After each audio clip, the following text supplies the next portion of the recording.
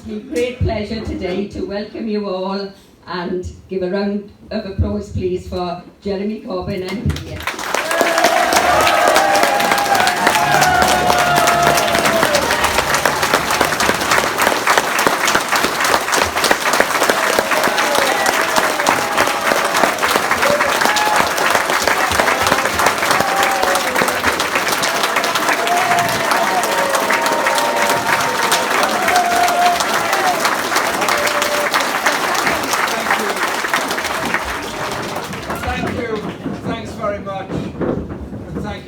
For inviting us today. First of all, apologies that we were late coming. We had to take a different route, but we've arrived now, and I'm sorry, but I hope the bar's done well while I've been waiting. While you've been waiting, rather. I haven't been doing such a thing.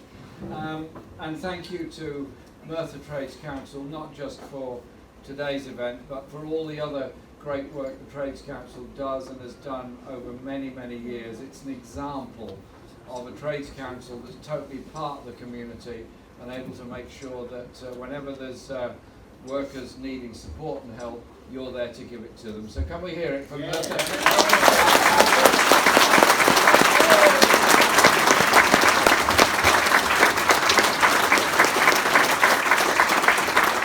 There are some, obviously everyone is very, very welcome here today, and thank you all for coming along.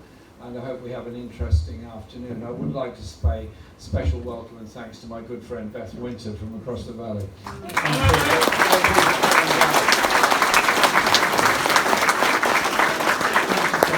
And thanks for being a fantastic MP and a great comrade in Parliament. And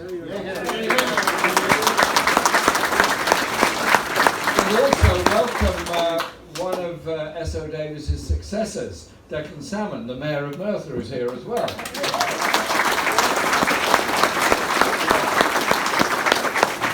And we have artists here, Rhiannon Brown and Amy Sutton are here. Thank you, because art is part of our movement. And I'd also like to pay a special welcome to somebody who has studied and done a great deal on looking at the life of S.O. Davis, and that's my friend Robert Griffiths. Where are you, Robert? Hi, Rob. How are you? Lovely to see you. There's so much one could say about the Trades Council. Well, this isn't just about the history of the Trades Council, but this is also about the way in which the Trades Council has played such an important part in the Labour movement history, the way in which Keir Hardie was supported, the way in which the miners, all of the miners' disputes and strikes were supported, right from the inception of the Trades Council well over a century ago. And so it is that support that is now played out today in support for the rail workers, the communication workers through CWU, the teachers and all the others that are in dispute at the present time, because it is very much part of the community. And quite rightly, you're commemorating the life and times of one of the former MPs for the area, S.O. Davis. Now, S.O. Davis was a quite incredible person throughout his life. At the age of 12, he was sent down the pits. He was at Quempenar Colliery for some years as a child miner, something that would now be totally illegal. He became an MP in 1934, was MP until 1972. He was a councillor throughout quite a lot of that time, from 1931 until 1949. So he was an MP and a councillor at the same time, and was mayor in 1945, 1946. And he was very much on the working class left of the Labour Party, and was a consistent champion of progressive causes and supported many issues, anti-poverty issues and so on. And he fell out with Harold Wilson after Aberfan, because the Aberfan disaster of 1966 was obviously a disaster of mega proportions, brought about by neglect and so on. All those children that died, there was a national campaign to raise funds for them. 1.7 million pounds was raised, an awful lot of money.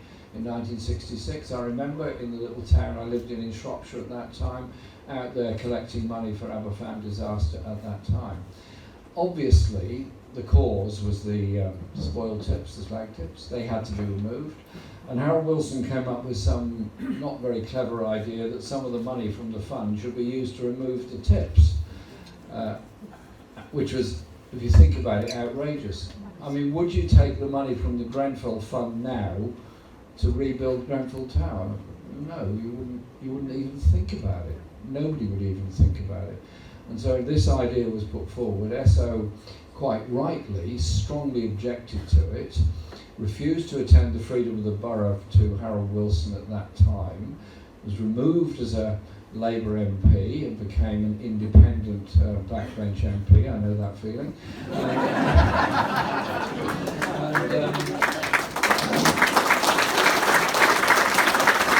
Then stood for election in 1970 in the general election of that year. He was then over 80, I think he was 84 at that time. And very few papers outside of South Wales reported any of it, but I just remember, because I followed that election very, very closely. I was only, 16, 17 at the time. Followed it very, very closely. I just remember one of his election leaflets, a sort of square piece of paper like that. His photo in the middle, it just said, "Don't forget SO." That was all. That was the entire message. And he won. And so I think I have to sort of think of his life, going from a child collier to being a union organiser and representative, to becoming a councillor, then becoming an MP, and then being consistently loyal to the community that had first elected him. And so I think we should always remember the bravery of those people and what they went through. The blacklisting, the behaviour of the mining companies, the very poor housing and health conditions that they were fighting up against in every part of the mining industry, particularly in South Wales, and not far away Tredegar, which is generally seen as the home of the National Health Service, in the sense that Bevan modelled the National Health Service on the principle of miners' welfare and their support for the entirety of the community. And so the Labour movement has a lot to thank that generation of S.O. Davis and so many others for. They gave us those principles of community strength and community solidarity. And I want us to win elections in the future. I want us to go on and achieve great things in the future.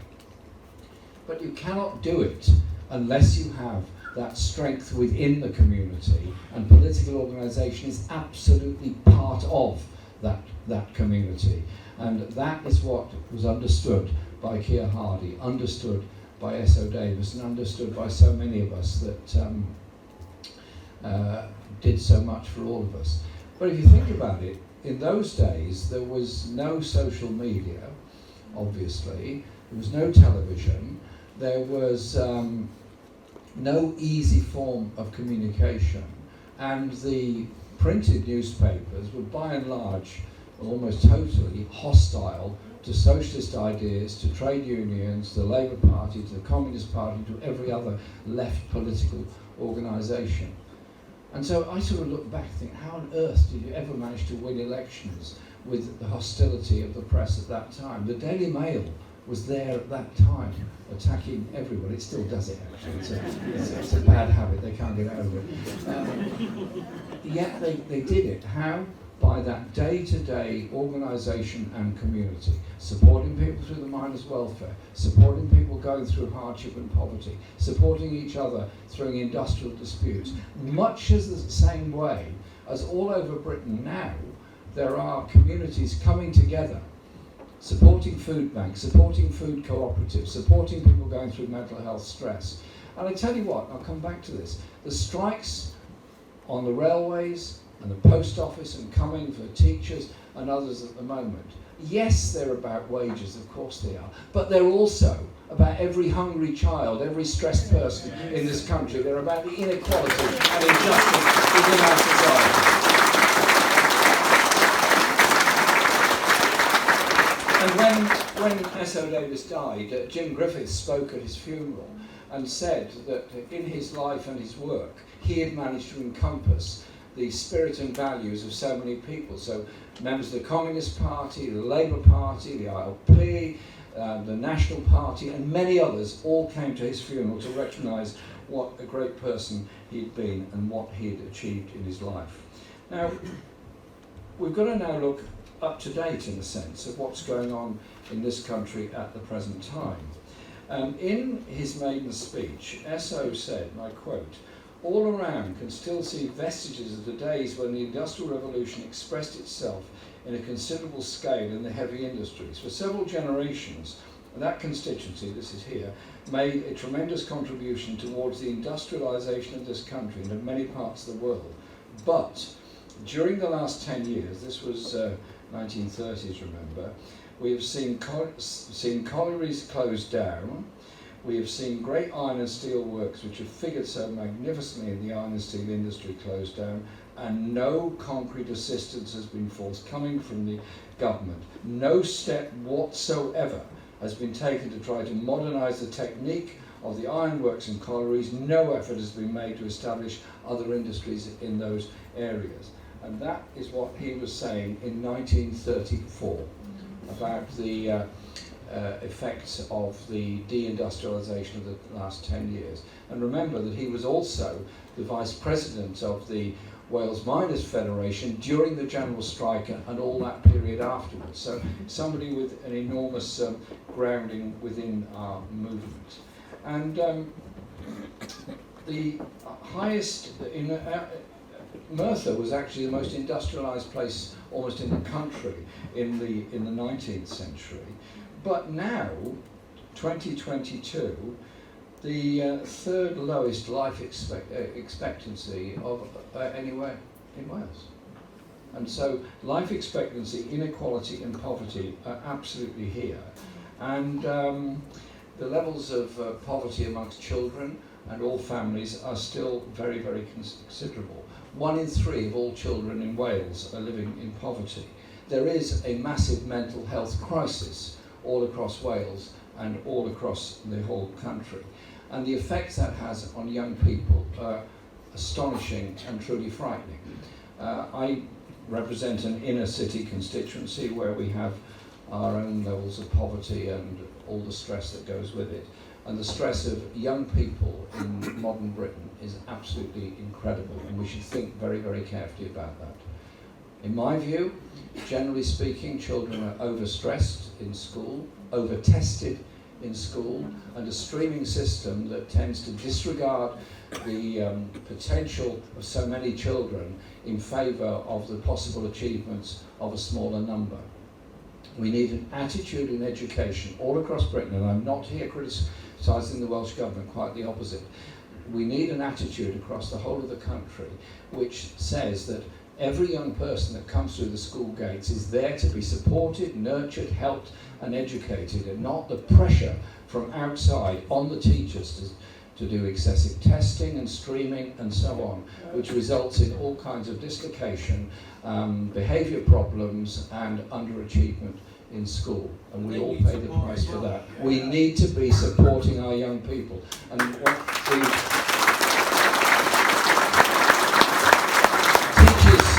strikes at the moment coming up are, I think, as much about that as anything else, because teachers basically want to encourage the very best out of our children, and they're not able to do that because of the pressures they're put under all the time. And so there are other issues that we've got to face at the moment, and that is the levels of standard of living of so many families all across the country. Since 2010, we've had austerity in one form or the other. We had the Osborne budget, the Osborne-Cameron budget, supported by the Liberal Democrats in 2010, which took a sledgehammer and an axe to public services, and because of the Barnett formula system, obviously affected Wales enormously as well. And wage levels have not fundamentally risen higher than inflation at any time since 2010. The vast majority of families all across the country are now actually significantly worse off than they were 12 years ago. I'll come on to the current budget and what's in store for us there. And so there has to be a response to that. And that response has to be to understand that it's a political response that's needed, not one of offering a different form of economic management. Everything that we put forward in the manifestos of 2017 and 2019 was guided by the principle that this country is fundamentally unequal, getting more unequal, extolling the virtues of the rich, the super rich, and the fabulously super rich, doing nothing about tax evasion, tax avoidance, and tax havens, and at the same time underfunding local government and health, and treating every public service as an opportunity for somebody to make money out of it, rather than the fundamental provision being that of service.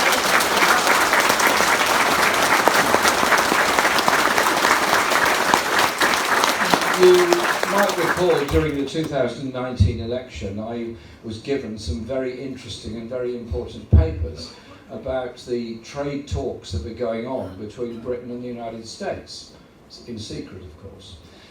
And I was given these papers. I won't say where I got them from, but I was given them. But it certainly wasn't Russia. Those papers indicated that in the trade talks with the USA, the British government was saying, we will offer up unfettered access to American health companies to the UK health market. Just think that thing through, the UK health market. It's not a market. Exactly, well said. It's not a market, it's a service. It's not a market, it's a principle of public service. That is what the National Health Service is all about. Now, even the Tories recognise that if they go into an election saying we're going to abolish the NHS, they would get a bad time as a result of it. So instead, they interfere, undermine, atomise, carve up, slice up, dice up, and give away whole sections of our National Health Service. So when I pointed this out and said, actually, the trade deal they're proposing with the USA will result in privatisation of GP services and many other services, Boris Johnson said that was nonsense and it wasn't going to happen. I don't know why anybody would ever believe that man, but some apparently did. And the newspapers then received the information I'd given them. I gave them copies of the whole lot of the stuff we'd got on the trade talks. They then, one of them, I think it was probably the Daily Mail, they wouldn't want to be outdone on this one, announced it was all a Russian plot, and that I'd fallen for a plot from the Kremlin in order to create this panic. Well, not long after the election, an American company took over GP services in my own constituency. Not long after the election, a very large proportion of GP services in many parts of England are run by American companies. We are handing over our NHS to profit-centred providers all the time, and it's not a big jump between handing over the NHS to profit-centred providers to having the health service provided by profit-centred providers directly, and it's not a very big step after that to an insurance-based health system in which you pay for it and you get a service if you can afford it. We have got to stand up for the very principle of the National Health Service, free, universal, at the point of view.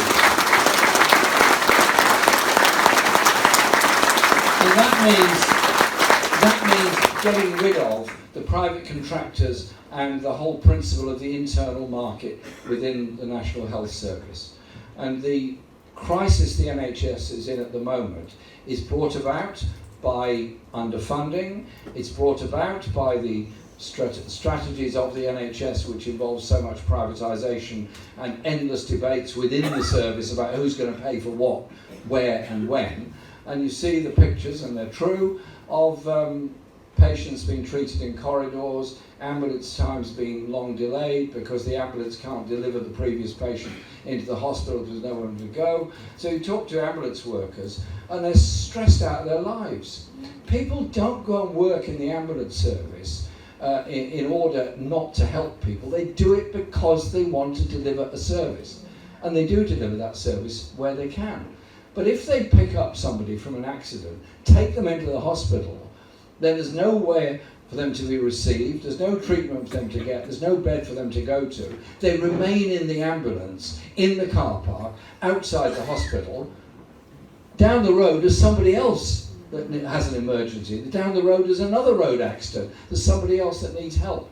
The ambulance drivers are very stressed as a result of that. And so they have voted to take strike action in order to improve their pay, but also improve their conditions and the quality of the service. They're not striking against patients. They're not striking against the public. They're striking for the patients, for the public, and for the National Health Service. And we're going to have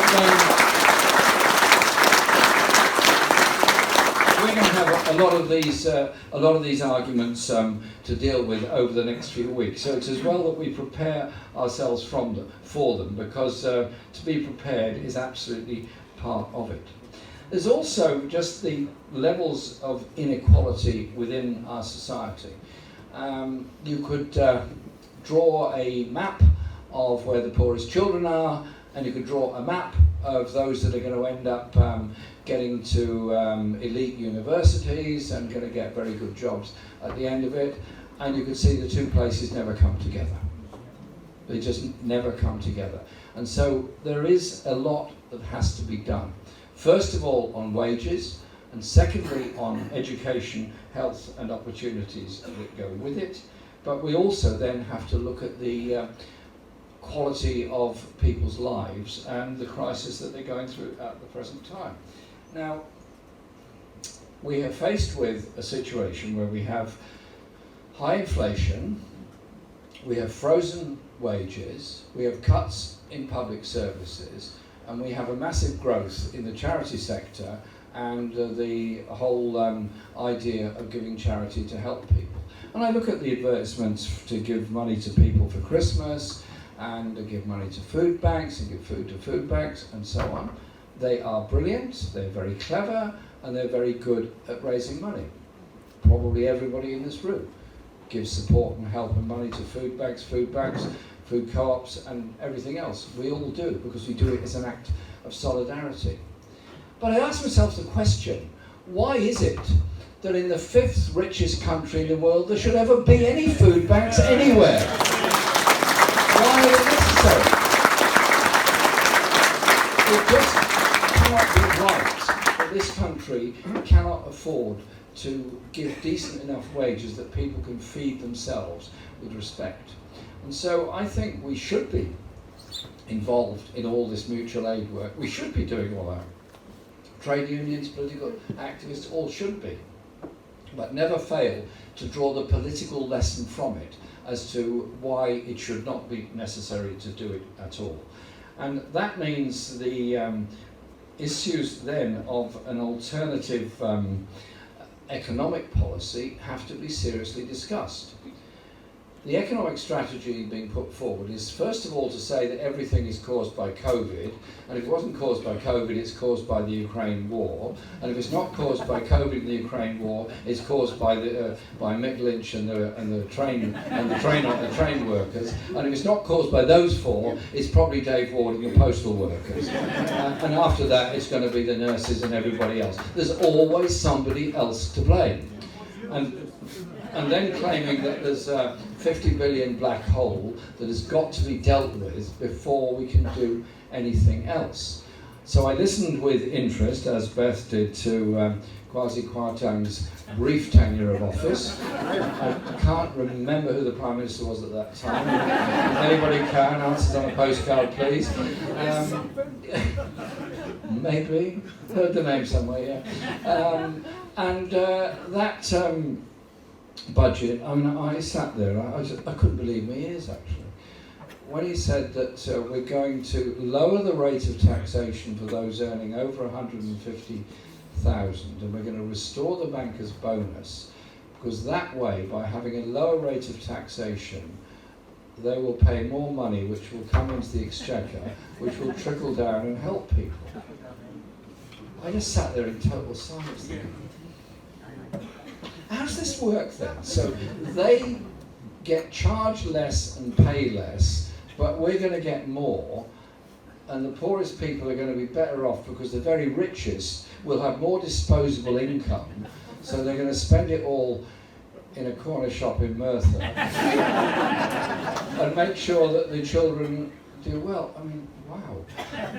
This was sort of Thatcherism revisited, this whole nonsense about trickle-down economics. Rich people, if they get even richer, do not spend it in the corner shop. They don't go down to Primark and buy a new set of clothes.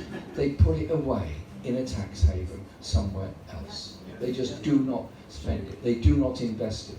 However, if you increase the universal credit rate for the entirety of those in receipt of universal credit, it is all spent straight away because they need the money, they need to spend it. So you put money into the community by raising benefits, not taking it away from the community by cutting taxation at the top end.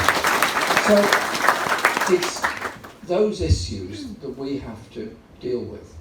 And that means an investment basis for our economy as well as change in the taxation system. That is why I was very keen to put forward a national investment bank which would invest in developing new industries, develop green industrial revolution work, but also regional investment banks and national investment bank obviously for Wales and Scotland.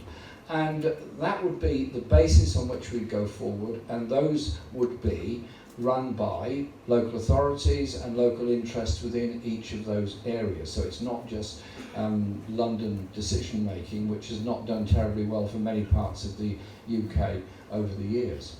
And the other side of it is the question of our industries and control of them. Inflation is caused by rising prices.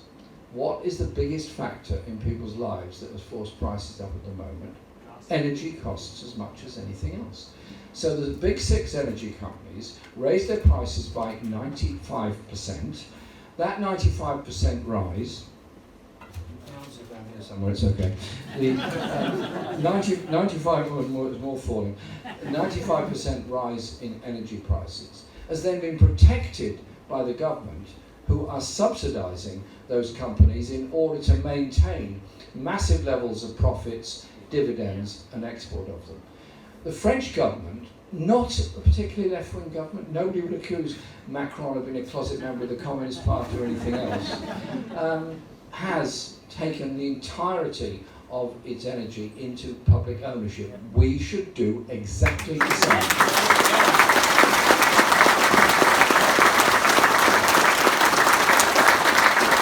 Have a completely need a bigger lip on the thing. So by taking that into public ownership, that would mean the state could control the prices.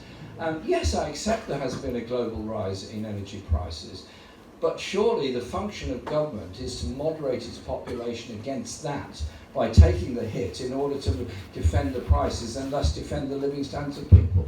So when I come across constituents of mine who cannot literally afford to heat the place, cannot afford to turn the light on, and are just terrified of what a cold winter could bring, well, what are we about? What are we doing? And so when the government says people are not accessing the help to heat schemes, they probably don't understand what they are. The issue has to be control the prices so people can make their own choices, not go through something like that. That means public ownership of it. But then the other privatisations that have happened since Tel Cid in those days, you remember that? What we did was sold off public industries, all of them well below market value, allowed the speculators to get control of them, and they would then greedily sell off many of the land-based assets of those and reap a huge profit from them and cut down on maintenance and all the other things. Look at the water industry, particularly for the English water companies. Last year in England alone there were 400,000 discharges of sewage into rivers and the sea. That pollutes everybody's sea because rivers are not very interested in national borders, they flow. And so that level of pollution makes the seas worse, its fish life and everything else, makes bathing impossible.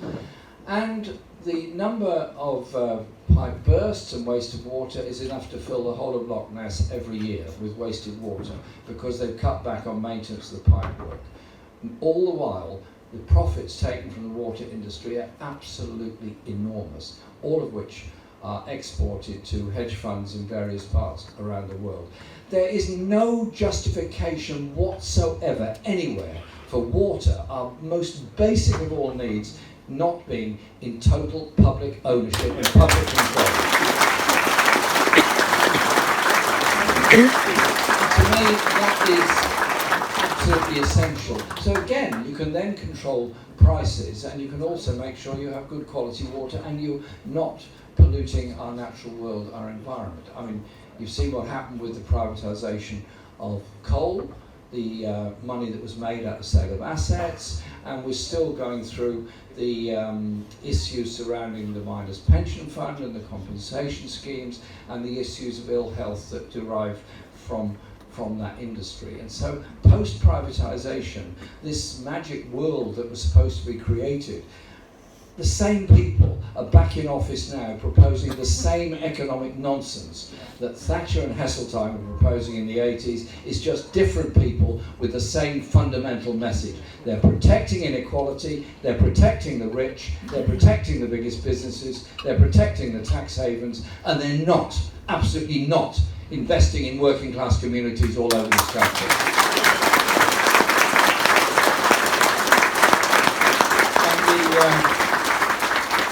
Other big dispute going on, which I mentioned already, is of course the postal workers dispute. Now the postal workers, I think, deserve decent paying conditions, and I think they also need more respect for what they actually do. Because if you're a postal worker delivering letters or working in the sorting office, you're prepared to get up very early in the morning to do it. You are part of the community and enjoy being a positive part of that community.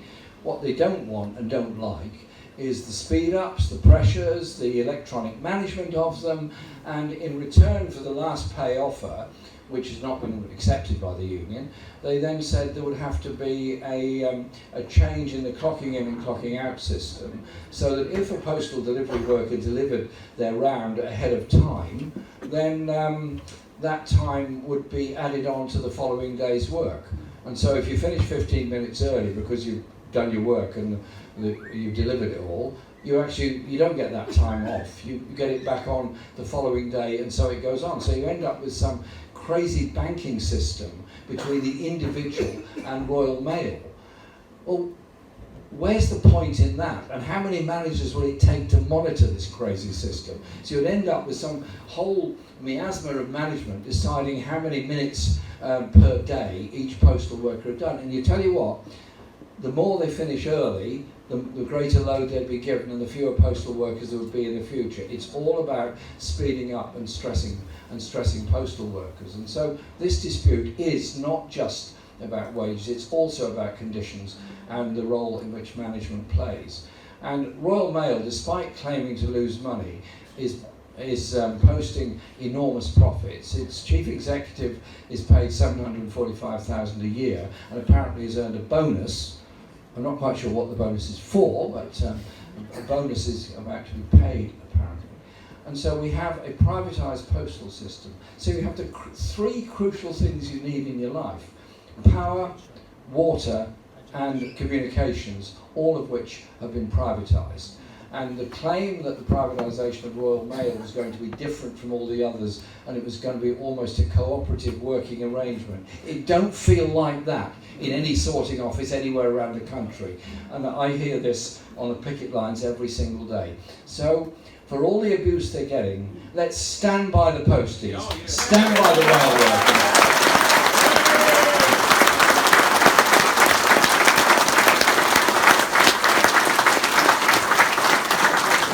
Sure that we win this thing, and I think we will. But it's about alternatives.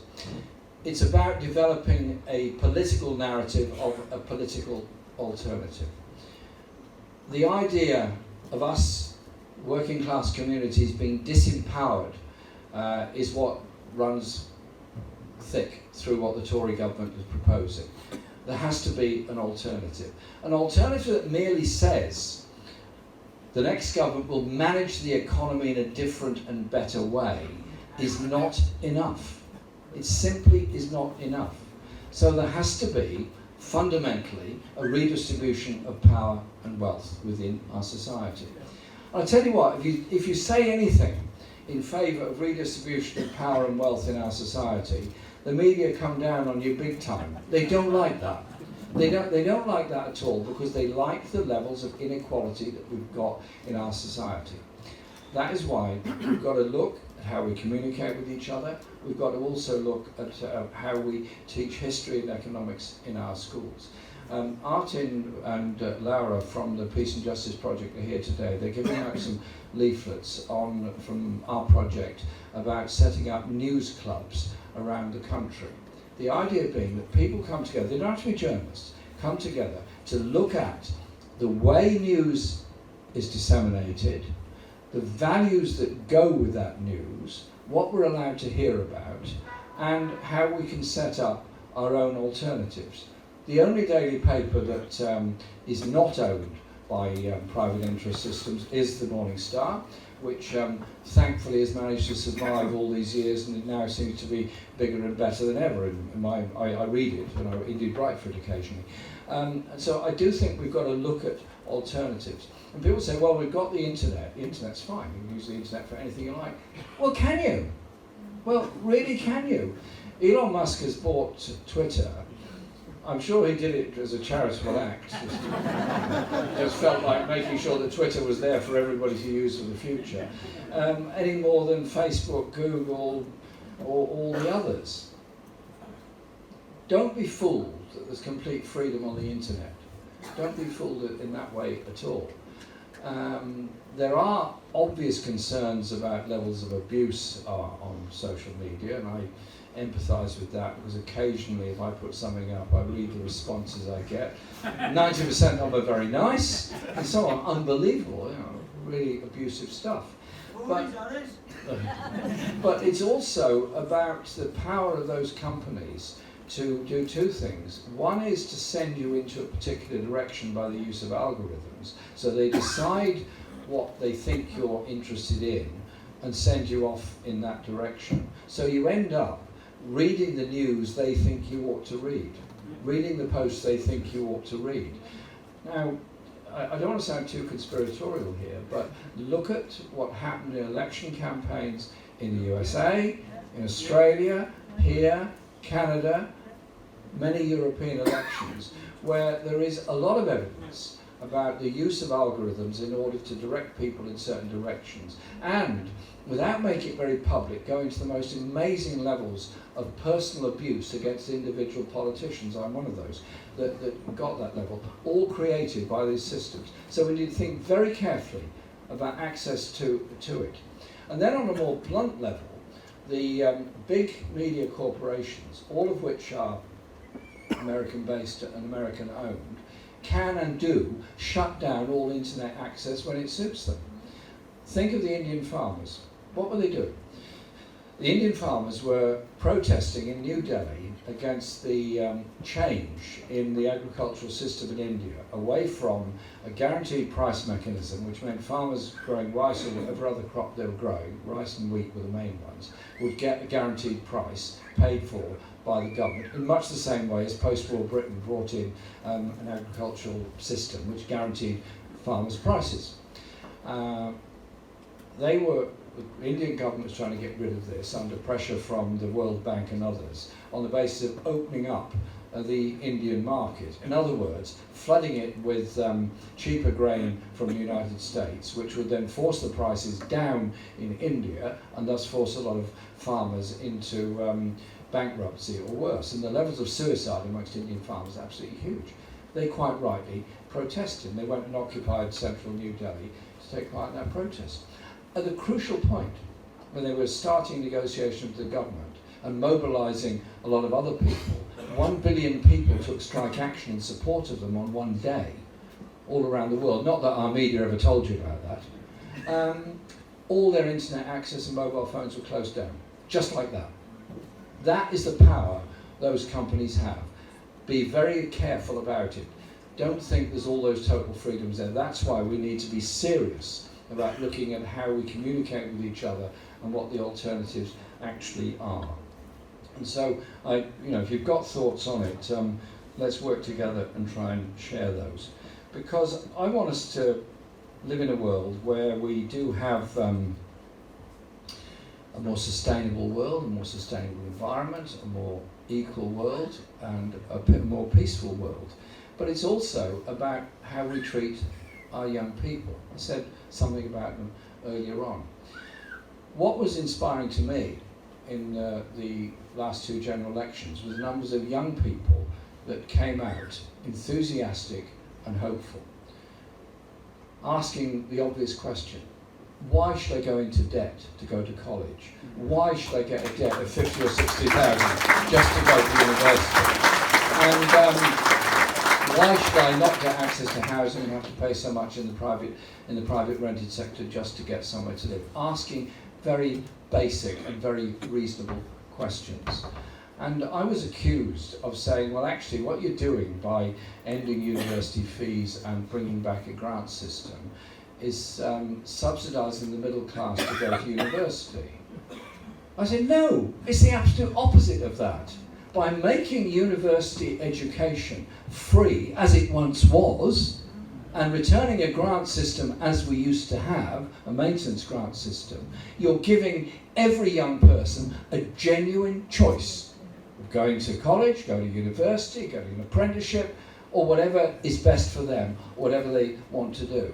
But the idea that you would penalise somebody for going to university with a £60,000 debt, which will increase with an increasing interest rate over the rest of their lifetime, seems to me just completely wrong in every conceivable way. Wrong even in an economic interest, because you're actually denying us the benefits of many very well trained and educated people because they can't afford to get that training and get that education. So let's make it a central theme of everything we do: totally free education from cradle to grave. As with the principle of the National Health Service, because poverty is such a waste. A child living in a substandard home, going to an underfunded school, underachieving in school. We're losing the doctor, the nurse, the engineer, the lawyer, the teacher of tomorrow in the poverty in which they are brought up at the present time. So it is about giving people real hope. Yeah. And a society where we understand where we've come from. Now, I know the Welsh Government has already made some steps in this direction about the teaching of history in our schools, because our children are not brought up to be empowered by their own history. They're brought up to be deferential of the process of history. So you're taught there was a king here, there was a queen there was a bit of a doubt who it was there, and so on and so on and so on, all the way through. And our history is taught as though the whole thing relies around a succession of the royal families.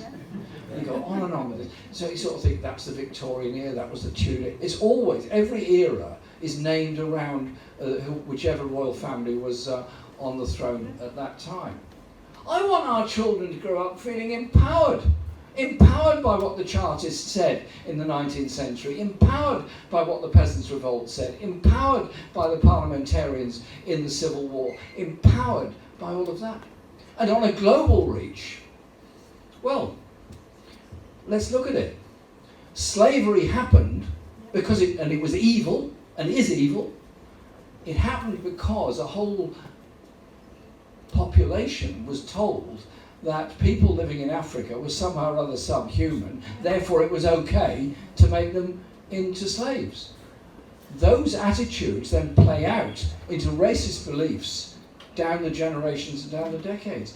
Let's bring up our children to understand global history as well as their local and their national history, to understand that our learning, our maths, our science, our engineering didn't all come from here, didn't all come from Europe, didn't all come from any one place. It came from the entire world. Our learning is an aggregation of the thoughts and learning over the whole world.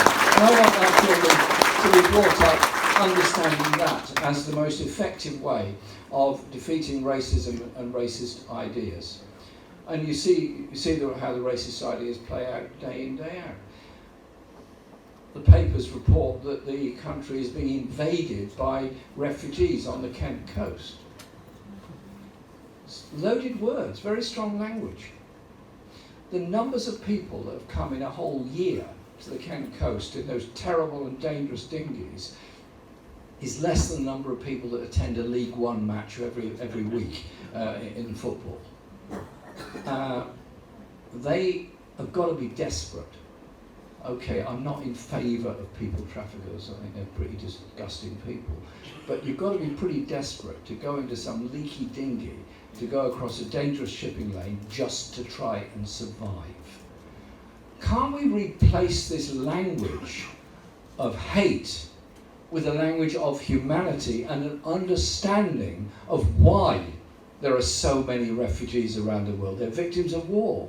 They're victims of environmental destruction. They're victims of human rights abuse. They're victims of many things. In a different situation, any of us could be like that. Let's hold out a hand of humanity and support rather than the language of abuse, which then ends up ultimately in desperate people living in poverty, being beaten up on our streets by the far right. It is about that sense of unity. Not always an easy argument to put across, and when Keir Hardie was a miners' union official in Scotland, there was an argument at one of the pits that he was involved with organising that there were too many Lithuanian miners coming and they had to prevent them joining the union and only allowed Scottish people to join the union and not allow Lithuanians to join the union.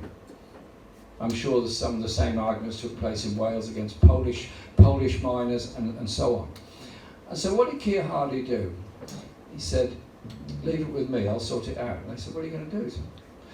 So he came back with leaflets about joining the union in English and Lithuanian. And said, bring them all into the union, because it's working class unity that we need to bring people together. And so, I just want to finish to give you a message of hope if I can. I had a great privilege a few weeks ago to go to Brazil to witness the last stages of the presidential election.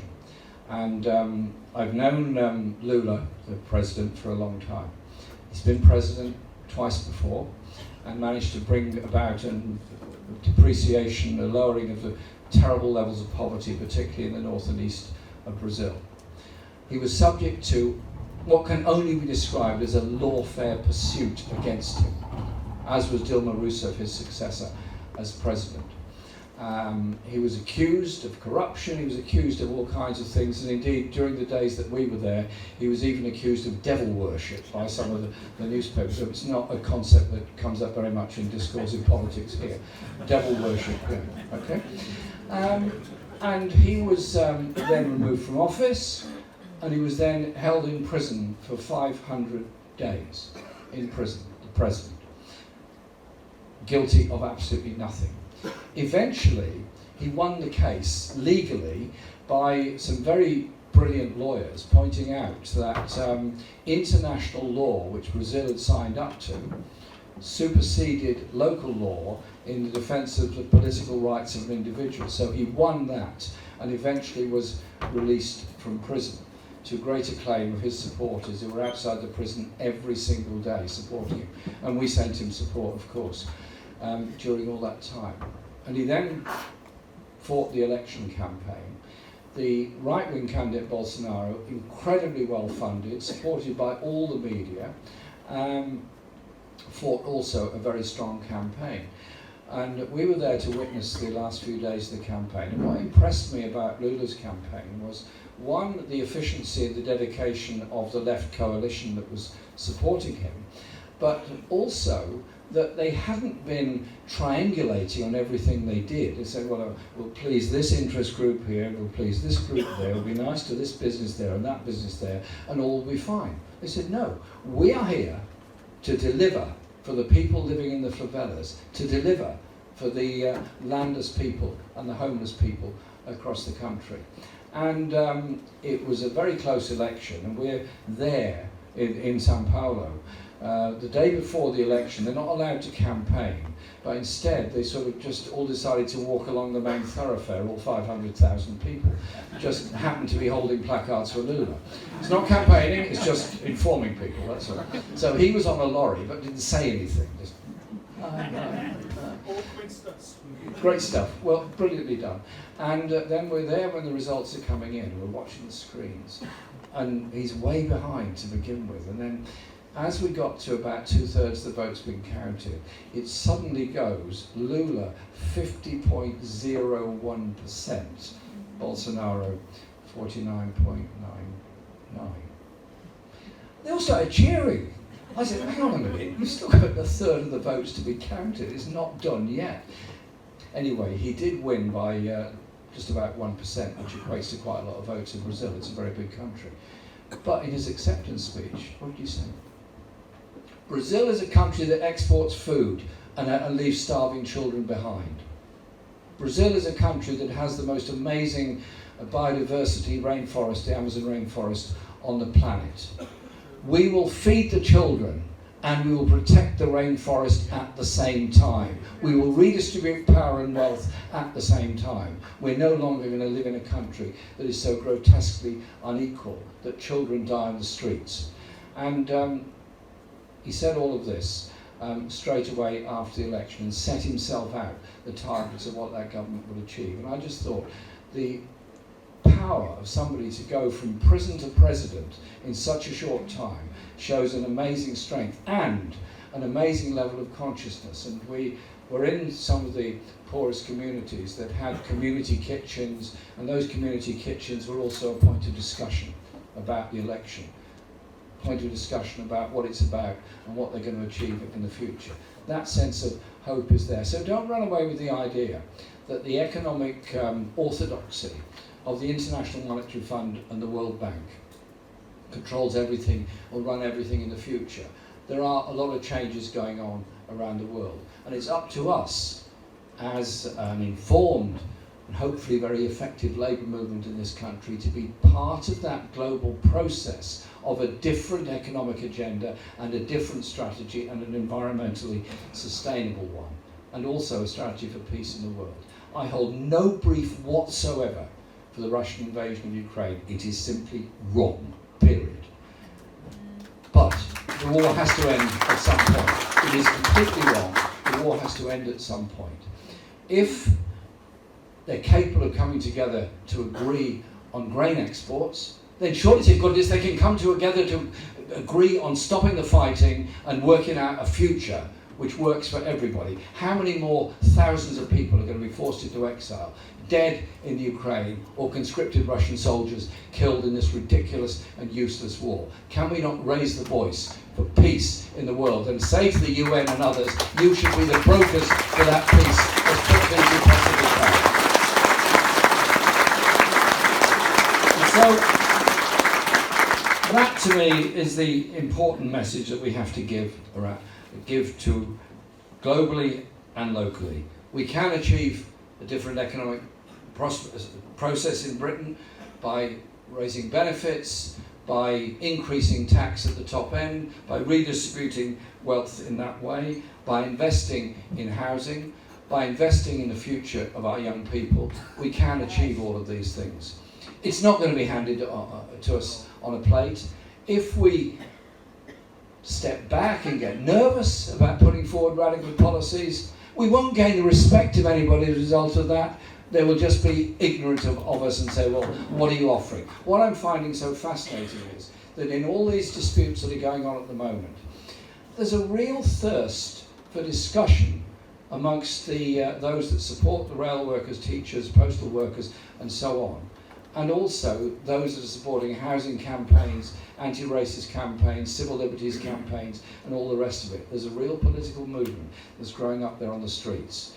So I think as more industrial action takes place, more unified action takes place, we need the unions working like that together. It's not a competition between unions. We need them all working closely together to achieve that kind of change and that sort of solidarity. And then we can look to 2023 as a year when we turn the corner against the nastiness and bankruptcy of this Tory government, turn the corner with that demand based on working class communities all over the UK for equality and social justice in a world of peace. That's what SO wanted, that's what Keir Hardie wanted, that's what we all want. Thank you very much indeed.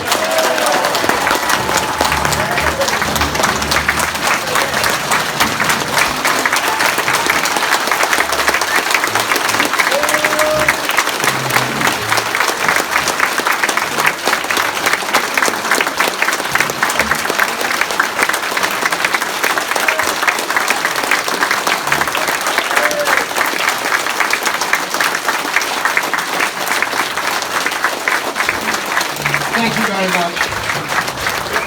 Wonderful to be here. Thanks a lot. See you all later.